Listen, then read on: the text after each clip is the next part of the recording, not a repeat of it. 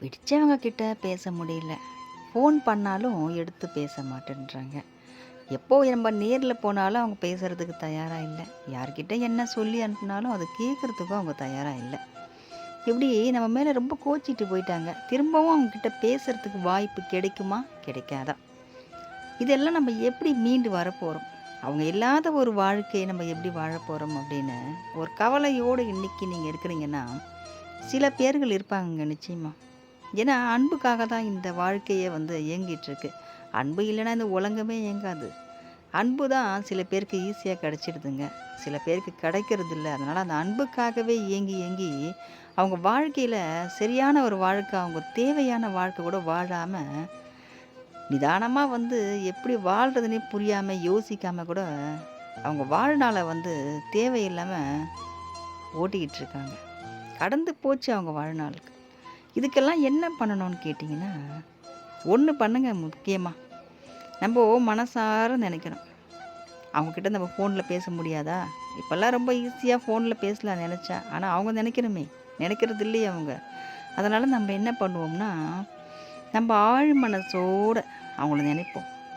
அவங்கள நம்ம நெனச்சு, முருகான்னு நம்ம வேண்டி, அந்த மனசுகிட்ட நம்ம பேசும்போது, நிச்சயமா அந்த மனசு போய் அவங்ககிட்ட பேசும்.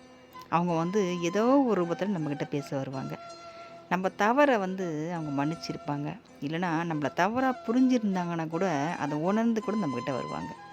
நம்ம தவறு செஞ்சிருந்தாலும் அத மன்னிக்கக்கூடிய மனம் அவங்களுக்கு வந்துரும். நம்ம தவறே செய்யாம தவறுதலா அவங்க புரிஞ்சிட்டு இருந்தாலும், அத அவங்க உணர்ந்து நம்மகிட்ட பேசுவாங்க. நிச்சயமா பேசுவாங்க.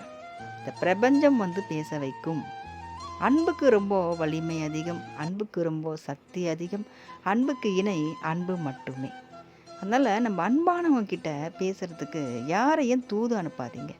முருகர் தந்தை இருக்காரு.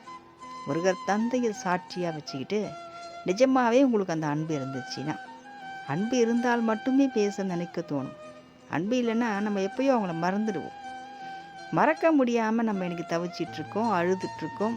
அதால நம்ம வாழ்க்கைய கூட சரியா வாழாம இருக்கோம்னா, அது உண்மையான அன்பு. அந்த அன்பு நமக்கு நிச்சயமா கிடைக்கும். கிடைக்கிறதுக்கு முருகர் தந்தையே நமக்கு உதவி செய்வார். நம்ம அந்த பிரபஞ்சத்துக்கிட்ட சொல்லுவோம். அமைதியா தனியா உட்காந்துக்கிட்டு, நிம்மதியா ஒரு நிமிஷம் மனசார அந்த மனசுக்கிட்ட நீங்க என்ன பேசணுமோ நினைக்கிறீங்களோ, அவங்க முன்னாடி இருக்கிற மாரி நெனச்சுக்கிட்டு பேசி முடிச்சிருங்க. நிச்சயமா அது உங்களுக்கு நல்ல பலன கொடுக்கும். கண்டிப்பா கொடுக்குங்க. நம்புங்க. முருகர் தந்தை மேல நம்பிக்கை வச்சு இத பேசுங்க. நல்லதே நடக்கும். நல்லதே நினைப்போம். நல்லதே செய்வோம். நல்லதே நடக்கும். வெற்றிவேல் முருகனுக்கு அரோகரா.